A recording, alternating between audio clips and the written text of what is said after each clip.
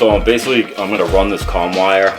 I'm gonna run it through the unit and then outside, just because of the layout of the roof. I just don't want to be on the outside trying to fish it in on a pitched roof. It's gonna be tough enough to deal with it, but fishing a comm wire through there will be, you know, a nightmare. So this will just make it a little bit easier for me at the end of the day.